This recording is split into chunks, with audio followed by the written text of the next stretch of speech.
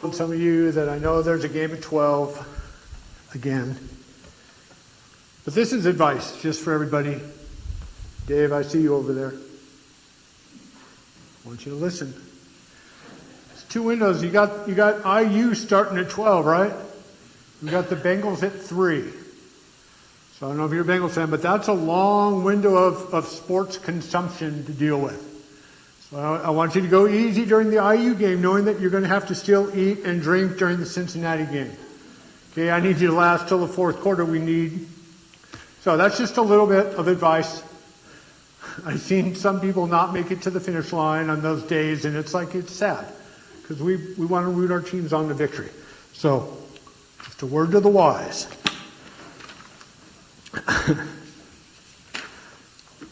Okay, thoroughly. I didn't know there was going to be snow, but I knew I was going to preach. But for some reason, I feel the same surprise at the whole thing. Like, wow, I'm preaching. We're going to continue in John. This week is the feeding of the 5,000. And because when you're researching a sermon, you just have time to look at stuff and to go down rabbit trails. And so I figured out he was feeding 5,000. It says 5,000 men, and it's plus women and children. And so I just put in 10,000. I thought that was an easy number. The population of the earth at that time, according to people, was about 170 million. So if you take 10,000 people and put it into 170 million, it's about 0.006 of the population at that time. So I thought that was cool. So I looked at today's population, which is about 8 billion. Typed in 0.006. And so if Jesus had to feed them, it would have been 48 million around. So it would have been 48 million following. But what's cool, and what I thought about, is that the 5 loaves and the 2 fishes was still fed 48 million. Wasn't dependent on that. And I thought, wow, that's kind of cool. But it just shows you how things grow and how things are different. And so it would have looked a lot more weird to have 48 million people following you around on a hill than 10,000 or so. Anyway, that's just what a pastor does all week. So trying to go, hey, I wonder what that translates into. I wonder what 0.006 of 8 billion is. And so I'm going to read it. This is the story. And it says, after this, and we have a whole progression of what the things are after. You have the woman at the well. You have the Roman guy whose son was healed. You have the guy by the pool who was healed, and on and on. And so after that, Jesus crossed over to the far side of the Sea of Galilee, also known as the Sea of Tiberias. And a huge crowd kept following him wherever he went because they saw his miraculous signs as he healed the sick. Then Jesus climbed a hill and sat down. Was that me? Sorry. You never pop your peas when you're talking to a microphone, just so you know. Sat down with his disciples on it. It was nearly time for the Jewish Passover celebration. Jesus soon saw a huge crowd of people coming to look for him. Turning to Philip, he asked, where can we buy bread to feed all these people? He was testing Philip, for he already knew what he was going to do. Isn't that interesting?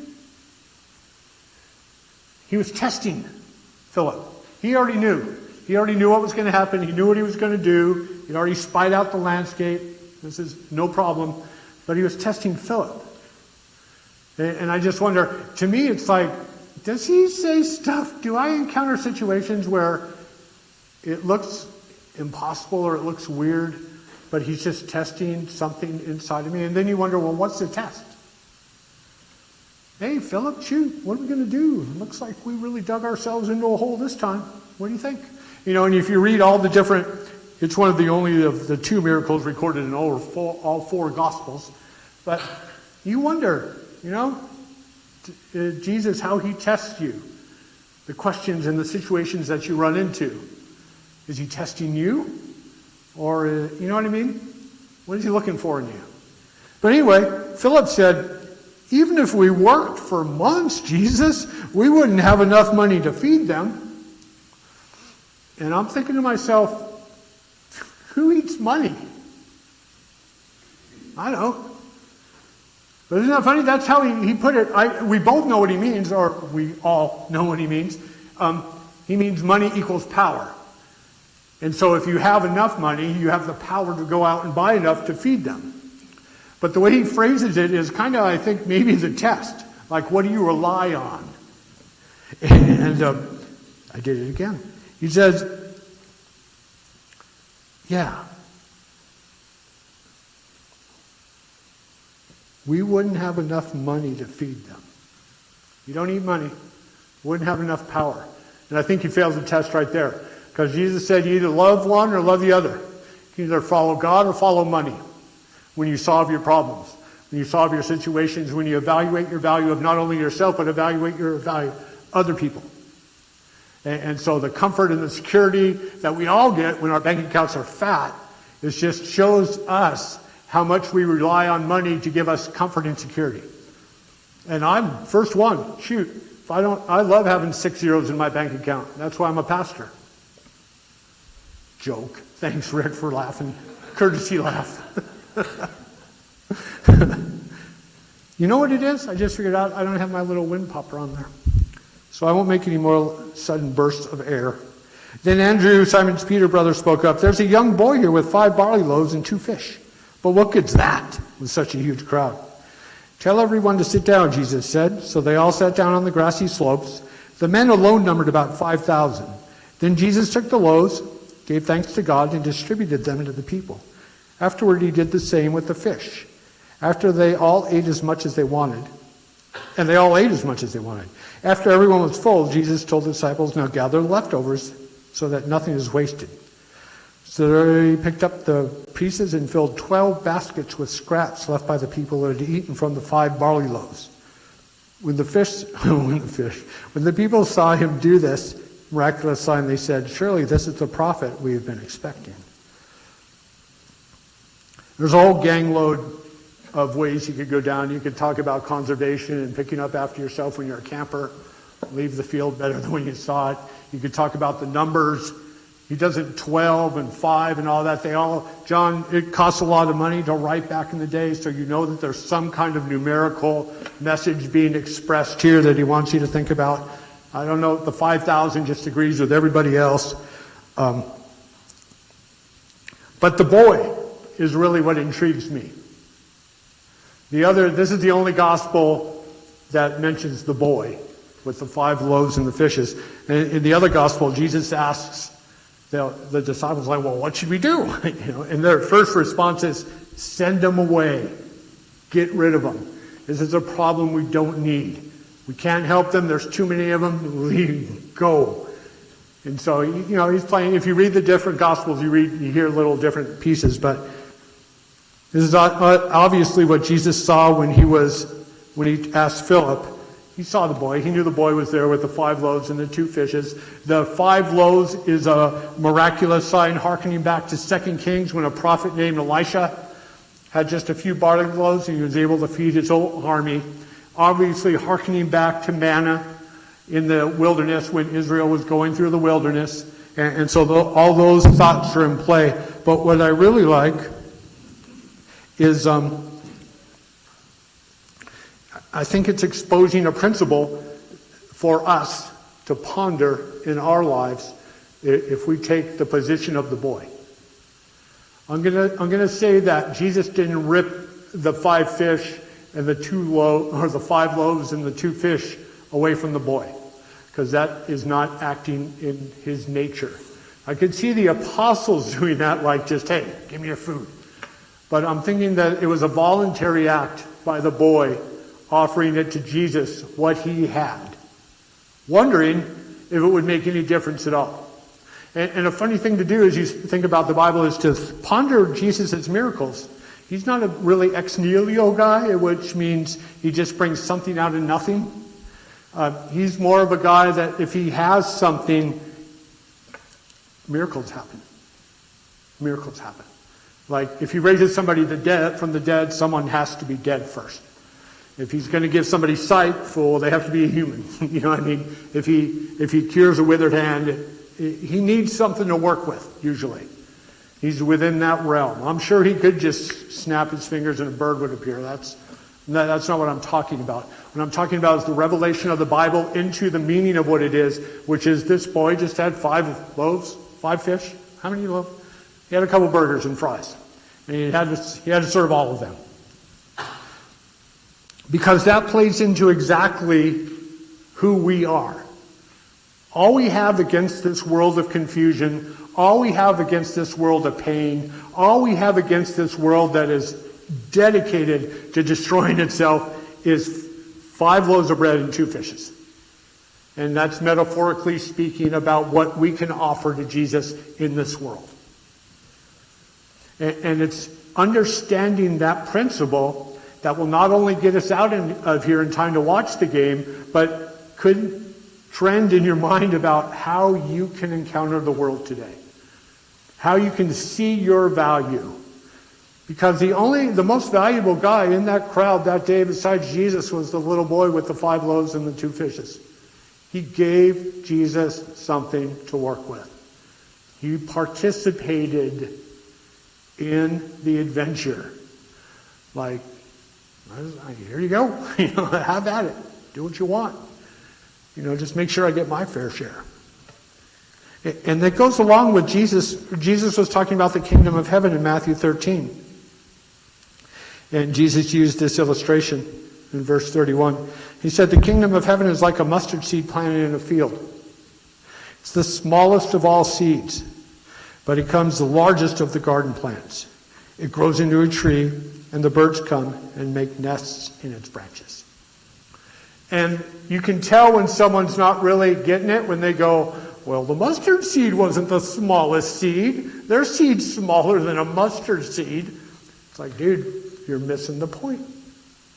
Missing the point. You can take something small, you can offer Jesus a mustard seed, and the kingdom of heaven and your participation in it will turn it into a tree. Or again, metaphorically speaking, birds can make their nests and there will be shade. And of course, that is all metaphor for us helping other people. They can feel relaxed around you. They can be nourished by the light of Jesus in you, encouraging them. They can sit in the shade knowing that you're not going to attack them. It's comfort and peace. It conjures up images of serenity. That's what the kingdom of heaven is like. Jesus' kingdom is like that. And if you saw my Thursday thoughts, which I'm sure a lot of you didn't, that's what it's about. God is love. That's reality. God is love. The kingdom of heaven is built on life on this planet, is built on a sacrificial style of love, where you give of yourself for the benefit of other people. That's what it is. That's what the kingdom of heaven is. If you are willing to participate in that at the invitation of Jesus and give him 5 loaves and 2 fishes, he will feed 48 million people. Because we live in a time where there's 8 billion people on the planet. He will do miraculous things if we pick up our cross. And I say these things as a metaphor. I know some people like to drag a cross. There's a guy in LA who put wheels on the back of a cross and he dragged the cross around. And like at first, the snobbery guy in me is like, what an idiot, And then I think, well, you know what? He's given a lot more than I am. That was his life. And as foolish as it looks to me, is only exposes my ignorant thinking of trying to judge other people's behavior. And, Jesus is like, he was dragging his cross around telling people about me. And you were sitting there criticizing him. You know what I mean? I wasn't participating when I was criticizing him. I was participating in a different kingdom than I was. He was giving him 5 loaves and 2 fishes, and I was giving him a handful of manure. I was not participating in his kingdom. There was no tree. He was not safe. to nest with his beliefs in the tree of my belief. He was not safe to sit in the shade of my belief in Jesus. Instead, he was threatened and violated because I thought he was an idiot for carrying around a cross on wheels.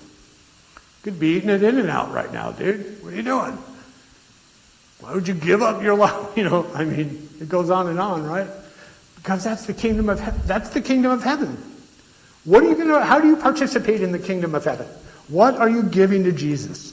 Because there's at least 5,000 people out there that need to get fed. And you feed them in a way, but the reality is it's the Holy Spirit at work if you give Jesus something to work with. It said, Jesus also used this illustration. The kingdom of heaven is like the yeast a woman used in making bread, because men don't make bread. Okay? Let's get that straight. Even though she put only a little yeast in 3 measures of flour, it permeated every part of the dough.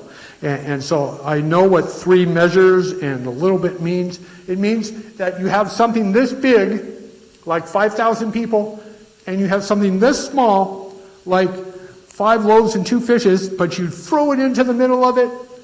Did you notice that when Jesus did the miracle, he didn't just all of a sudden have a mound of fish in front of him, like, come and get it. He just blessed it, put it in a basket, and it worked. The miracle wasn't that he made the fish reproduce. The miracle is that the food never ran out. Never ran out. The bread, there was enough for 12 baskets full of bread. Everybody ate the fish, of course. The fish was killer. But there were still 12 crumbs from the barley loaves left. That's what heaven is. That's what, not just heaven, because when you say heaven, you tend to think of a place far away. Oh, well, that's what it's like in heaven, but here on earth it's a lot different, Jesus. You've got to get your head straight. No, that's what it is here. That's what it is here. His kingdom is like that. That's why he says, pick up your cross and follow me. Not because he wants to hurt you, not because he wants to do it. He knows that as you metaphorically pick up your cross, when you stand down in your need to tell everybody what you think, he can work. He can work. He can feed people that way. Through you. Through you. In Galatians 5, this is going along rapidly. But the Holy Spirit, it says the Holy Spirit produces this kind of fruit in our lives. Love, joy, peace, patience, goodness, faithfulness, gentleness, self-control. There's no law against these things. There's no law in heaven or on earth or in the waters beneath the earth. For those of you who attended Genesis class. You can love anybody. You can love sacrificial agape love. You can sacrifice as much as yourself to love others as you want to. There is no law against it. You can never reach the limit, even unto dying on a cross. And say you can be as joyful as you want. You can be as joyful as you want. You can be as joyful as you want up to the point where people think you're a straight lunatic. Where you don't worry. It seems like you don't care. I do care. I care greatly. But I know that the Holy Spirit is here. I believe in Jesus. Yes, I hurt and it's bad, but I still have joy because I know who's in control. Peace. Be as peaceful as you want. Hey, let's argue. Hey, let's not. There's nothing to argue about, dude. Ignorance v. ignorance when you get into an argument. That's all it is. Let me work out my frustration on you. Patience, kindness, goodness. And this is what makes it all tick. Is 2 Corinthians 10:4. The weapons we use in our fight are not the world's weapons, but God's powerful weapons, which we use to destroy strongholds. We destroy false arguments. The argument that says, I have to worry, that's somehow going to help. No. Destroyed. I'm giving my faith, I'm giving my 5 loaves and 2 fish worth of faith to Jesus. It will grow. Well, you know the hardest part, and this is what I think, this is just Ed talking. I think the hardest part is that initial step. That first step where I have to be patient. It's like, but that's all it takes. It'll grow. It grows in you. Jesus grows it because that's the promise. As much faith as you are willing to give to Jesus will be, what does it say? You harvest what you reap what you sow. Kindness. Who wants to be kind? So much easier being mean. Who wants to be kind? But all it takes, if you offer Jesus 5 loaves and 2 fish of kindness to somebody who doesn't deserve your kindness, it'll grow. Because it's not our weapon. It's God's weapon being used through us. That's what gives it its efficacy. That's what gives it its power. The ability to watch a television show and not curse at the TV because they're in the wrong political party, or they're elevating styles of life that you don't agree with, and where you just can watch a TV show without thinking the whole world is after you. Just enjoy the narrative. They kiss at the end. There's Christmas lights. That's the best part. But there's so many other hidden, embedded messages. Just let it go. Let it go. Your anger at an electronic device doesn't define you. Only in your head. Only in your head do you think screaming at a dude on a radio or a guy on a television or even agreeing with them. It's just a voice coming through this electronic box. And I know that's the world today, but it's just an invitation. Everything's a test, kind of, isn't it? As you start to evaluate your life, it's like you meet people that absolutely, you just want to punch them in the face. Like, bam, let's end this thing right now. Or I'll hit them with my guitar. But God's calling you to be patient. It's a test. And not that they're bad, because you're probably testing them. If they're hitting you that hard and that abrasively, chances are you're hitting them the same exact way. Like, you're not, you're not on the good side. If someone's like rubbing me, it's like, I guess they're probably thinking about the same thing about me. And then it becomes a test. Like, Philip, Jesus, what are you going to do with that dude? I could punch him 1,000 times and he's still going to come on. What can I do, Jesus? There's no way I can deal with him. There's no way I can deal with this world. There's no way, on and on and on. Like Jesus asking that one dude by the pool, do you want to get well? Honestly, do you really want to get well? I tell you that patience and faith and mercy and forgiveness and prayer and Bible reading and participation in this life and loving people is the way to life. You will have a life that is so abundant that you won't even believe how peaceful you are. No, Jesus. We got a cool life culture going here. I think I'm just going to stay with monetary advancement and acclamation or accumulation of material goods to define myself. Thanks, though. It's funny. I don't have enough money, Jesus. Even if I worked for a year, I wouldn't have enough money to have peace. He's asking you, you're not a very peaceful person, are you, Ed? Well, no, but, even if I had $100 billion, it wouldn't be enough, would it? To all the angst and all the stuff of the world? Maybe believe in me? Just saying, Philip, you were at a party where we drank 60 gallons of the best wine you've ever had. And you knew I made it out of water. You don't think I could roll out here and solve this problem? Is really money going to be the only answer to everything? How do I deal with these situations, Jesus? It just goes on and on. Because here's the thing about agape love, and we went over this, is that it's not a feeling. It's a desire.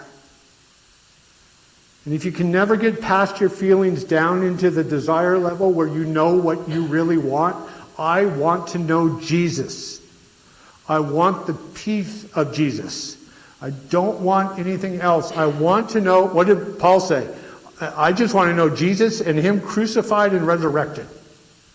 That's the source of all life. All wisdom, all life, all peace, everything. All identity is found in one person. Isn't that cool? In Corinthians he said that Jesus is wisdom. He says Greeks are looking for this and Jews are looking for this, but Jesus crucified is wisdom. Not knowledge, wisdom. And so then your whole life becomes a test. And the kingdom of heaven is if you will offer Jesus, if you participate, if you pray to be patient with somebody, if you pray to be forgiving of somebody, if you pray to be kind, if you just offer anything, Jesus can turn it into a miracle. Jesus can turn it into something giant. And it's not like a magic thing. That's what life is. It's not the lies. It's not about accumulation. God is love. God is light. God is spirit. You live in the midst of a world where sacrifice and love are actually the strongest powers. They identify you at the deepest levels. It's something Jesus can feed other people with. I think that's more beneficial. The most beneficial part of that story is the reality that Jesus can take that and feed everybody. And He's asking us to participate.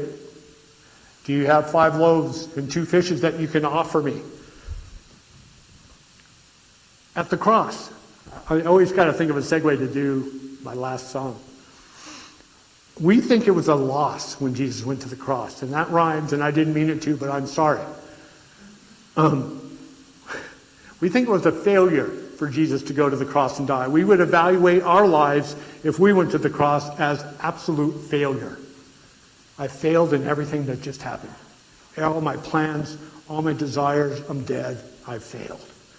It was the victory. Because in this world, in this life, victory is that. That's why Jesus says all those weird things that don't make sense. Does anybody know what song number this says? What is it? 301. Does anybody know how many verses it is? 4. Okay, we can do 4.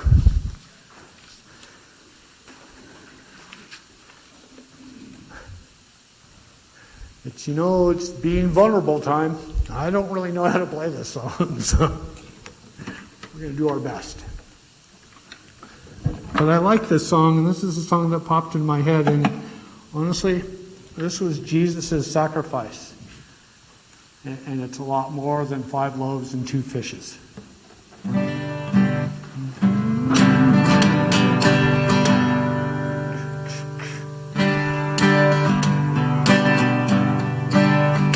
Alas, and did my Savior be, and did my sovereign die? Would He devote that sacred head for sinners such as us?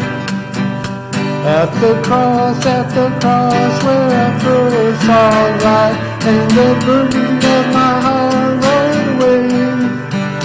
It was there by faith I received my sight, and now I'm happy all the day.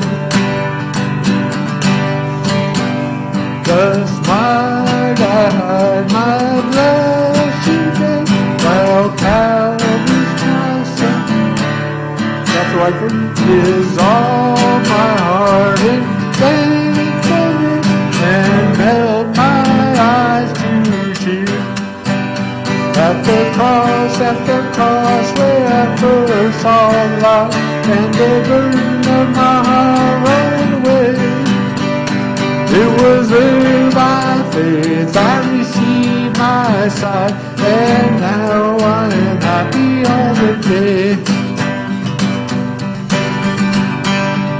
will light the sun in darkness hide and shut his holy street.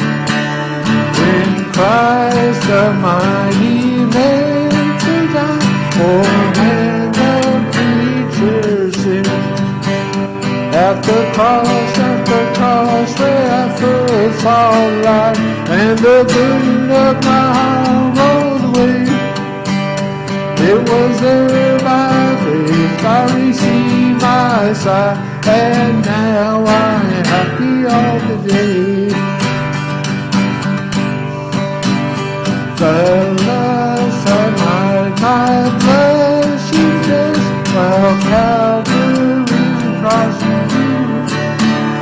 dissolve my heart in thankfulness and help my eyes to see. At the cross where I first saw light, and the burden of my heart rolls away. It was there by faith I received my sight, and now I am happy all the day. All right, I didn't butcher that too bad. My benediction.